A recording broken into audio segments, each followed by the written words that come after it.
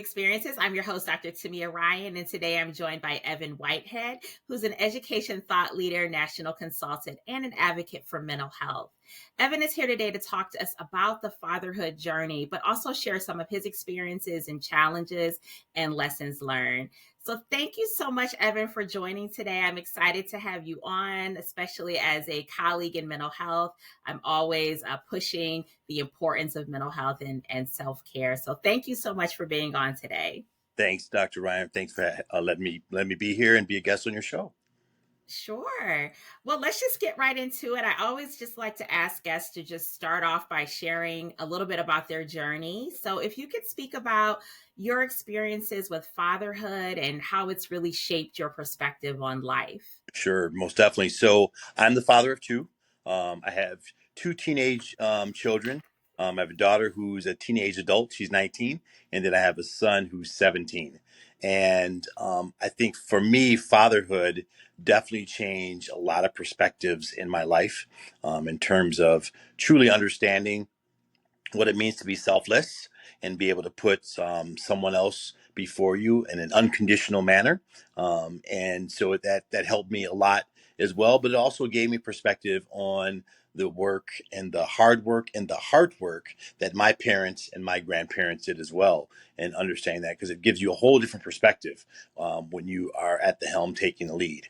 And also for me, because I consider myself and always have considered myself an actively engaged father as well.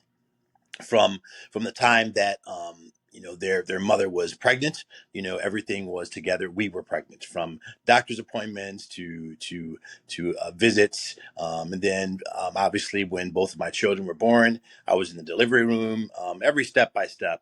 And then every milestone, I was there with them as well, from the first steps to helping them ride a bike to just learning all these life experiences. And then I also, taught them some things in terms of athletics and activities, and also had the opportunity to be their coach at different times during their career and also train them as well. So really a lot of great experiences of fatherhood and being able to be a great father. And for me, I think that one of the biggest blessings is I was able to provide things to my children that I did not have growing up. And, that's always the reality of what you want to do, but it also, it's also a tough line to navigate, because you want to be able to navigate, giving them too much because you may feel a little guilty about what you didn't have, but then also making sure that they understand the reality of what that is and what that means, so they just don't assume things are always going to be that way, and understand the purpose behind it. Thank you so much for sharing that. And I really wanted to do a special edition on fatherhood because it is a complex issue today. I think that I certainly have benefited from having positive male role models in my life and father figures in my life. And so I really wanted to highlight that, but also talk about some of the challenges that come along with fatherhood. Mhm. Can you talk a little bit about it? You mentioned this earlier about wanting to provide for your children, maybe some of the things that maybe you didn't have as a child, which is always our aspiration, right? Mhm. We want to do better. Right. Can you talk about your past experiences? I know that you've had some experiences with substance use Mhm. generationally in the Mhm. family. How have you approached breaking the cycle for this for Sure. your children? Sure. So for me, because I'm a third generation alcoholic addict in terms of on my paternal side with my father and my grandfather, I was actually, late in my use as well. So it kind of got to a situation where it's a little bit different. But, the other part is, which was challenging for me to navigate, but, in terms of, we like, things are learned behaviors, and we do what we see, and what we see is what we know, right? And vice versa. So because in my situation, my dad was probably what he considered or thought a functioning addict, right? Mm-hmm. Because there were, for the most part, things were okay, but every now and then, like, there would be challenges. And so I saw what he did, because he was what I consider a weekend warrior, right? He would do things during the week, but then, like, he'd go to work and do everything I needed to do. But then on the weekends, that's when his use would really escalate. So that is kind of what I what I started using. But my reasons, like many others, were really because I didn't have healthy, sustainable coping mechanisms and skills for a lot of things that happened in my life. In terms of, I had some previous trauma as a child, also dealing with anxiety and stress, and just some of all those things that kind of go with it. And when they're unresolved, it's challenging, especially as there is still a large, and was especially then when I was growing up, a huge stigma and taboo in the Black community, especially Mm-hmm. on men in terms of mental health. So really understanding that and getting help and what that needs and being okay to talk about those things are some of the challenges that I went through. Growing up, I was a Division I athlete, so I was an athlete all my life. So all those kind of things that were stereotypical in terms of thinking, what we put on in terms of roles or what we think roles should be, of men Mm-hmm. fathers, I bought into.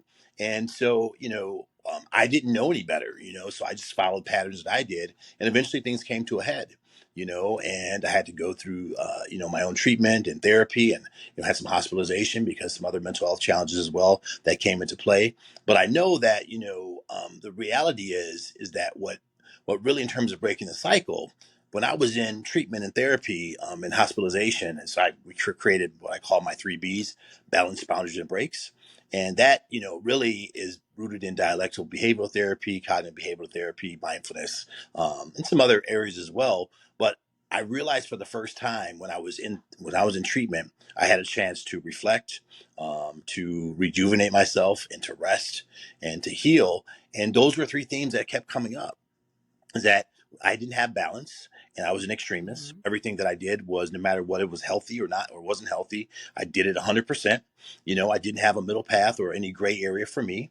And then I realized, later, that the reality is that, work life balance or balance doesn't exist. It's a theory, but life ebbs and flows. And because life ebbs and flows, right, it's more about equity and putting the time, energy, resources into the people, places, and activities, that will benefit and when they need them, but also that reciprocate as well. The second was the boundaries, right? Because of the things that existed of bullying and low self-esteem and things that nature from when I was younger, and obviously going through some traumatic experiences, I was a people pleaser. It was a learned behavior for that to get acceptance, etc.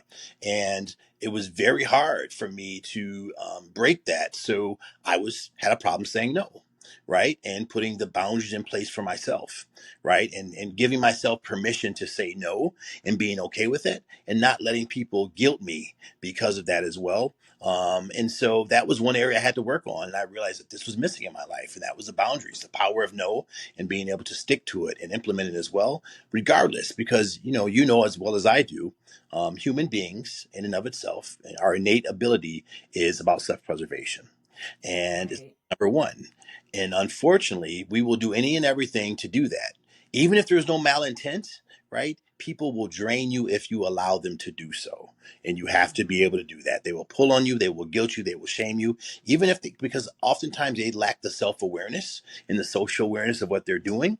But then, if we know better, we have to be able to put those boundaries in place for ourselves. And the last one was breaks. And that is really what you were talking about in terms of self care, right, and Mm-hmm. understanding what it is, especially in the Western world. Everything is fast paced, right? We don't even take time to breathe hardly. It's from one activity to the next, one thing to the next, and I was victim of it, and I also fell victim to it. Mm-hmm. And I also supported it as well. But what I realized was I'd gone through so many things in my life trying to expedite things, because I didn't graduate college within 4 years, right? It was 10 years between high school and college, and so I felt I needed to catch up. And then in terms of my career, I moved up the ladder pretty quickly in my profession of education, where I became an assistant superintendent of schools at 34 years old. And I was taking a master's degree before that while I was working full time, 55 hours. And all of a sudden these things kept building up, and it became the way that I was doing business. And I stopped taking the family vacations because my kids started to get into sports and activities. So Mm-hmm. instead, my time went to that. And then I was also coaching. So my time went to that, all things I knew were important and wanted to do. But I forgot about taking care of me. I forgot about, being able to just relax, and how important it is to do that, and the importance of the pause in life. And that was the breaks for me. And I learned that and through the idea, and then started to practice mindfulness and just being still and being in the present. Because as depression is often thinking about things in the past that we can't control, and we perseverate. Right. And then anxiety has to do with thinking about things in the past that we have no control over, that haven't happened yet, but we're overthinking about it. So being able just to be present and be still and to pause and reflect, that's really important. And also the self care, and just one small bit of terms of how much I lacked the self care when I went into treatment and went to the hospitalization program, and I was on FMLA, Family Medical Leave Act, for almost 3 months. I had enough Mm-hmm. vacation, sick time, and personal days that I didn't even miss financially an issue in terms of a paycheck being paid. That's how much I had neglected myself. Mm-hmm. One side, it was great because I had it. The other part was that just an indicator of how I stopped taking care of myself and doing so. So for me now, being an advocate for mental health and well-being, which started in the educator space, because so many educators, especially anyone that's in the human service field, right? They Mm-hmm. it's because we're givers, we're fixers by nature, right? And we get compassion Right. fatigue, and we get burned out, and we get secondary post traumatic stress, from things that we're doing, and it's hard for us to say no. A lot of us are empaths, so by nature we're used to taking things from other people, but not having Mm-hmm. a piece to kind of get rid of it. And so, becoming a mental health advocate, and doing it in multiple sectors now, not just the education space, but pretty much mental health, and also really anyone with the walks of life in my 3Bs. I've now demonstrated to my children, right, what that means to be okay and to talk, and that it's strength to talk about your mental health and well being, and to understand, Yes. right, and understand the connection. It's mind, body, spirit, right? And all wealth, all health is necessary to understand what you need to do in life, right? So, Mm-hmm. so out of those three components, if you're not taking care of your physical health, but you're doing mental health and spiritual health, there's going to be a problem, right? And if you're taking care of the spiritual health, but not the mental and the physical, there's a problem. And the same thing, if you're doing the spiritual health and the physical health, but you're not taking care of your mental health, it's a problem. So all three are interconnected. So by me Mm-hmm. showing and demonstrating and doing things like this and being transparent about my journey, it not only helps other people, it also is a example to my children, right? To be able to do that. And my own son, just this year, I was so proud of him because he's a highly decorated, student athlete, and has scholarship opportunities to play at the Division 1 level. And, because of some challenges that were going on in terms of our family, and his mother and I no longer being together, it took it hard on him. He's had his family, Mm-hmm. a nuclear family, his whole life. And he stepped back. He said, "Dad, you know what? I don't think I can do it this year. I don't think I have the mental capacity to be focused and to play sports." And he said, "I hope you're not mad at me." I said, "Son, I couldn't be more proud of you to be able to have the Right. self awareness at 16 years old at the time, to be able to step Mm-hmm. back and recognize and say, wow, you know what?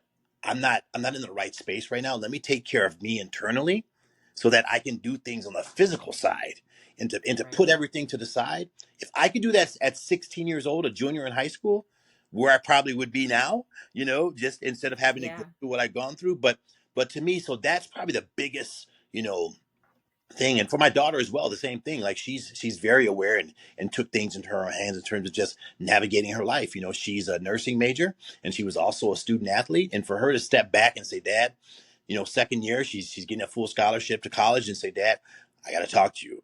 Don't be mad." I said, "What's up?" And she said, "Please don't be mad." And I'm thinking, "Oh, what's she going to tell me?"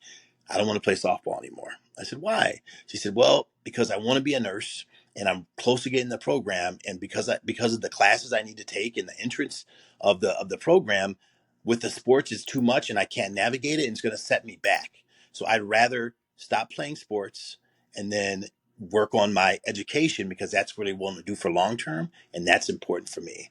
Once again, how can I not be more proud of an 18-year-old and a 16-year-old at the time to say something like that to me, and have the Right. wherewithal, right, in the future focus, in the social awareness and the self-awareness to do things like that. So for me, that's breaking the cycle. that's talking about things, and that's an indicator that I'm moving in the right direction of breaking the cycle of certain things that were swept under the rug and not talked about in my family. But now doing that and being honest and open and transparent and vulnerable and knowing that it's okay, really have shown that I'm going in the right direction, so that my children and hopefully my grandchildren don't have to go through the types of things that I did, my dad and my grandfather did, as well. Thank you so much for sharing that. And one, being vulnerable enough to share that, because I think I always believe our stories, they offer healing when we 100%. share them, inspiration, and the ability to connect with others. So there's someone listening to your story who's going through what you've experienced and trying to figure out, how do I navigate this and deal with the shame. And I think for fathers, and especially you talked about this, but Black fathers, persons of color, there is this stigma. I'm the man, I'm the father, I need to go, go, go, push, Right. provide. If I'm not doing that, then I'm a failure. And for some, and just being a social worker and working with clients that have faced this, for some, it becomes this point of shame where now I'm just going to throw my hands up because Yes. I'm not meeting this. Yes. I'm not meeting this. So why even continue to try? What advice would you give fathers, especially perhaps young fathers who maybe are in a relationship and the relationship has ended? So now they are co-parenting with the other parent. What advice would you give those fathers that are going through that challenge of now, okay, how do I maintain this relationship with my children? The relationship isn't there anymore with the other parent. Well, I'm relatively speaking, I'm still new to the co-parenting. However, Mm-hmm. the advantage that I had is that, because the mother of my children and I were together for almost 30 years, right? Mm-hmm. We always worked on the parenting piece from the very beginning, right? We both said from the time before our children were born that we'd always put our children first, no matter what, and we did, right? Look, and I always said I will put my kids before you, and she said I will put my kids before you, and I said that, but Mm-hmm. that's what made us good parents together and as a team. And even though the roles that had changed between of us being, partners together in terms of husband and wife, it still doesn't change the dynamic that we have in terms of being good parents. And so the advice I would say for young fathers, especially, do not allow a situation of a role change to change the relationship with your child. At the end of the day, right, you will always be the father and the parent to your child, even though you may not be with their mother, right? Those are two different roles. And I think that you can probably speak to as well is that far too often the role of significant other, spouse, etc., gets blended with the role of parent, but they're actually two different roles. And so Mm-hmm. people often find themselves getting lost in trying to do both and thinking, well, if I do this as a parent, it's going to make me, a bad, spouse, which may be the case. Maybe that's okay. But you know what? I look at it like this in terms of things from a dialectical perspective, right? You know, it's an and, it's not an or a but, right? Mm-hmm. So, yes, that is the case. And you are a father, right? So, yes, you can do both. And they're not the same role. And Mm-hmm. really, the more that you demonstrate that, do that. Do not allow things of personal things to interfere with the relationship between you and your child, right? Because as a father, your children still need you. It doesn't matter what other people say. Don't listen to the noise. Don't do anything else. Focus on your child. And the younger the child, right? Even more important that you need to, because they're still developing, their brains are developing, their emotions are still where they are, all of those things are going on. You want to be the constant in their life that they're able to go to. If there is, things between you and their mother, right, and they're not going the way they should, and there's some type of dysfunction, you want to be the functional part of your child's life. When they go see dad or they're with dad, they know, look, I can just hang out with my dad. We can do what we're going to do. I can stay at his house, and everything's calm. And then when they go to mom's, it's the same thing. Like, the relationship between you and their mother is a different relationship and a different role. Don't allow it to cloud and get in the way of being a father, because far too often we still, in 2024, almost 2025, we still have this narrative of the Black father, right? That he's Right. neglectful, that he's not present, that he's not engaged, that he's not Mm-hmm. all these things, which we know that takes place in every race, ethnicity, religion, etc. It is not this Right. father, but that is what is portrayed.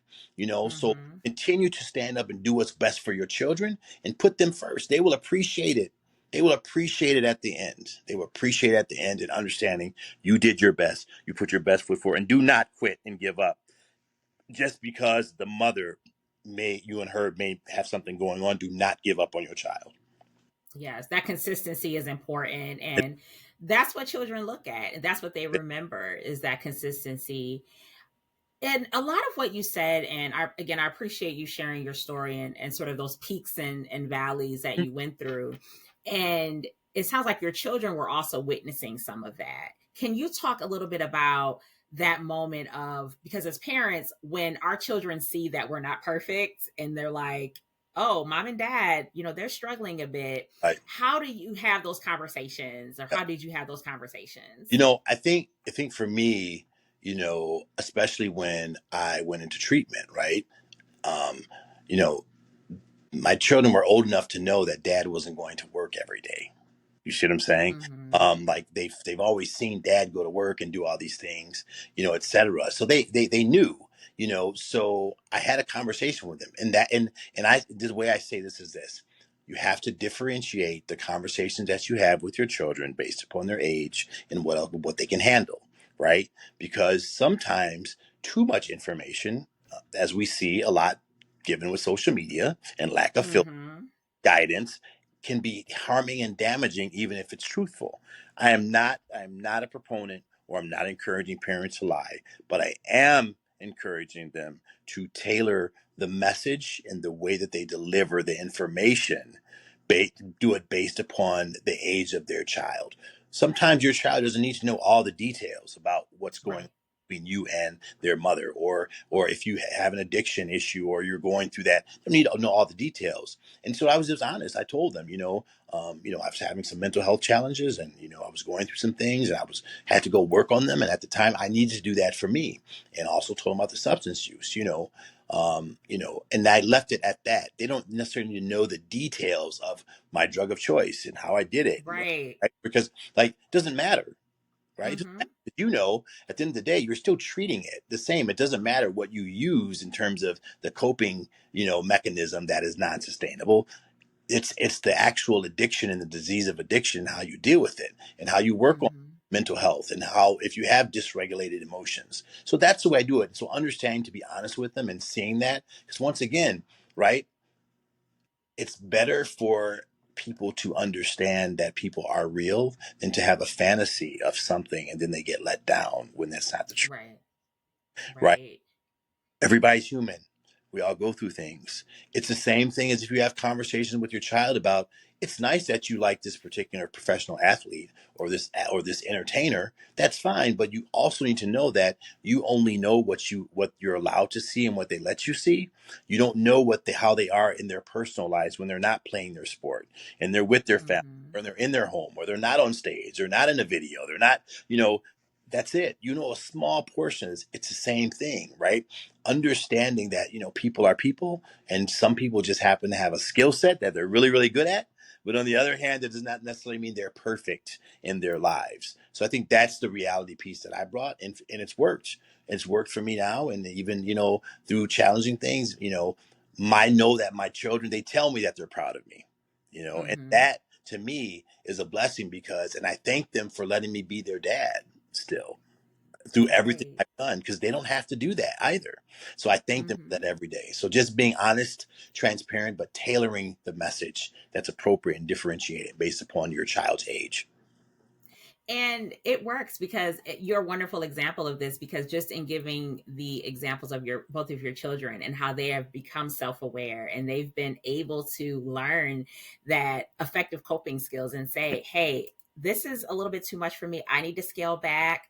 And so you've been modeling that to them. And so as parents, they're always watching what we do. And sometimes we are Yeah. so critical of ourselves, but they're also picking up on these positives that sometimes we're not even giving ourselves credit Right. for, right? So that's just a wonderful example that you shared. So thank you for speaking about that.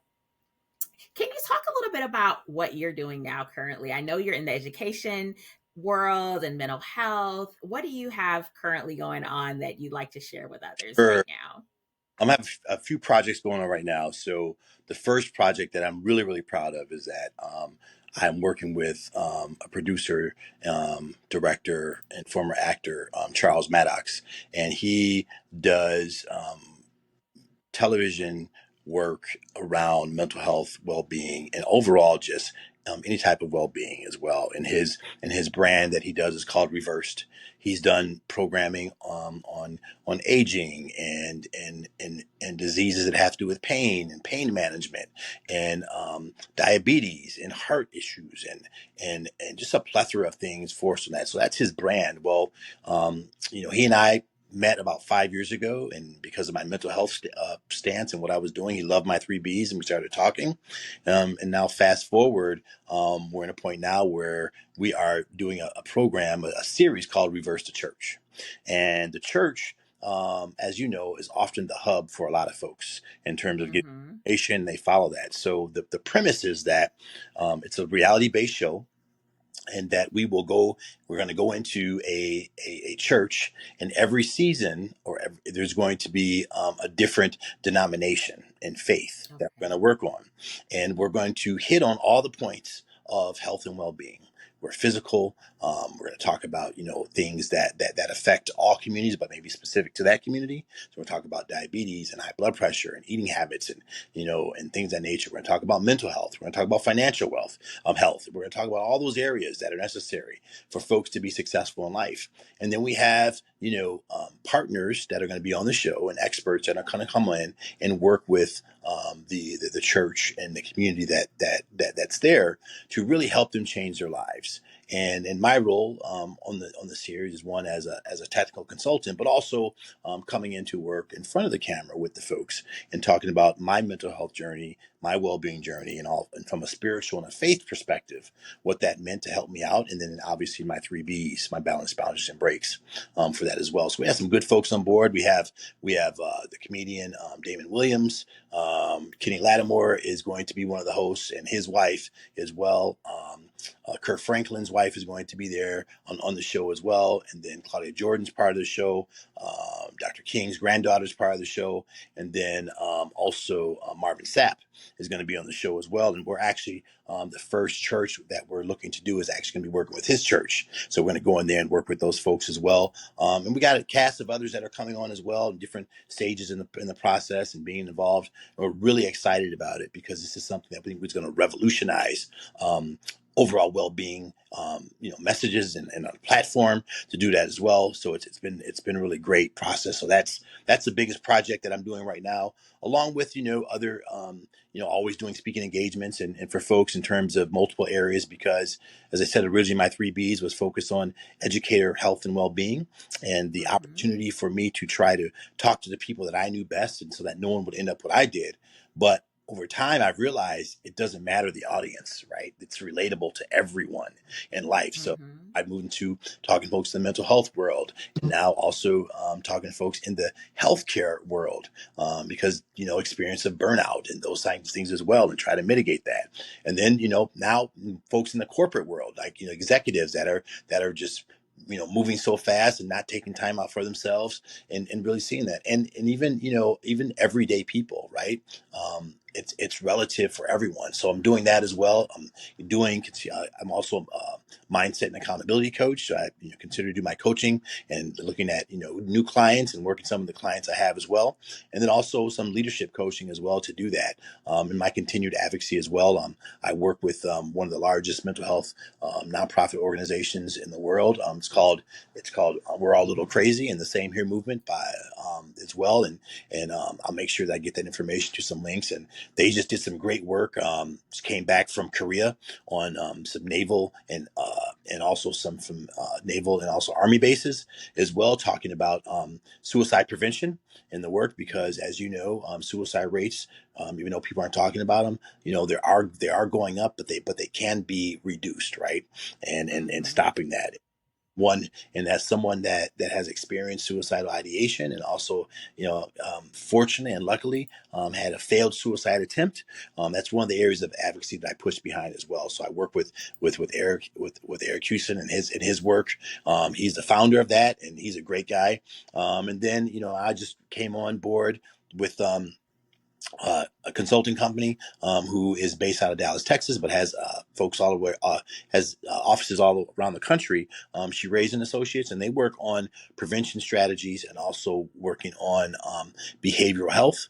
And now we're going to the education space in terms of kind of blending all those things together, because if they're all in the same, right? Why are we parsing out things when we know we can address everything as Mm-hmm. well? So, I'm doing that. And then finally, looking at some other ways in which that maybe we can work on healing and providing other ways for folks in terms that have like chronic illnesses and pain and injury, and athletes, right? Working on their mind, their spirit, but also on their body, in ways that they can rejuvenate and come together and heal quicker without having to use so many medicines and things of that nature. Because we know that's another, Mm-hmm. unfortunately, that some of the large pharmaceutical companies, are no different than others that are selling other street pharmacies, things Mm-hmm. as well in their focus. So we try to do that as well, and that's kind of what I'm doing, and doing great things like meeting you and getting on a podcast is great, and sharing Yes. the message is always powerful, and especially for me, my advocacy is working in the BIPOC community and working with Black men Mm-hmm. and boys in terms of mental health and well-being. Well, I'm going to add another B to your system, Yes, busy. So balance, boundaries, breaks, and busy, because you are booked and busy. And I just love everything that you're doing, that you're really paying it forward, and that you're working in different realms. Because, like you said, it's all interconnected. it No is. matter what profession we work in, it's all related. We all need to practice that self care. We all need that balance in our lives. Where can folks find you on social media, your website? Sure. So, my social media home is X, formerly Twitter, and so they can find me. My handle is at Evan Whitehead altogether, 00. So at Evan Whitehead 00 is my X Twitter handle. You can also find me on Instagram, and my Instagram handle is at Balance Boundaries and Breaks. At Balance Boundaries and Breaks. And then you can find me on Facebook. It's Evan Whitehead. And I'll come up. And then if you want to connect with me on LinkedIn, I am also on there, and it's Evan Whitehead, creator of the 3 Bs, Balance, Boundaries, and Breaks. And one more thing that I did forget to add is that I just recently got connected and became a founding member of the Human Intelligence Movement. And so the Human Intelligence Movement is something that we know about artificial intelligence, but is really Mm-hmm. about promoting how both can coexist. And just because we're moving in the direction of artificial intelligence, we can't forget about the human side and all the things that make us human and that make us great, that we can't just forget and put them to the side because we have artificial intelligence. There are still things such as, like social emotional learning, social emotional competencies, understanding emotional intelligence, and just the fact that we can actually reason and figure things out without doing, without needing it to be automated. But understanding the human Mm-hmm. connection is still powerful. So that's another part of that I just forgot to mention that I recently became a part of, and I'm excited about that, because as we move forward in the age of AI, we have to also remember that we're still human beings, and you can't get Yes. easy, and it's necessary for us to coexist together. Yes, we need that human connection. You can say that again. And that's why I enjoy doing this and just meeting people and allowing them to come on the platform to talk about their experiences, to offer that inspiration, because that can't be automated, right? We need to have those real, authentic conversations. So, and I will have all your information down in our podcast description so people can follow you and reach Great, out to you. great. I really appreciate your time. I'd love to have you back on because I know you're going to keep doing more and more. So I always want to stay connected Most to get definitely. that information out. Is there anything you'd like to leave the listeners with in relating to fatherhood or just any other topic? Yeah, you know what? In related to fatherhood, just fathers, keep pushing. You know what I'm saying? Keep pushing. You are needed. Do not believe the narrative that you're not needed, regardless of what you have in terms of material wealth or things of that nature. You are needed, and your presence is needed. So keep pushing. And for everybody else, in general, just remember that it's okay to be selfish in terms of your own mental health and well-being, so that you can be, the best version of yourself. And also it demonstrates that you can be your number one advocate, because if you're not selfish about your mental health, your well-being, and your self-care, there's no way that you can be the best version of yourself for others that count on you.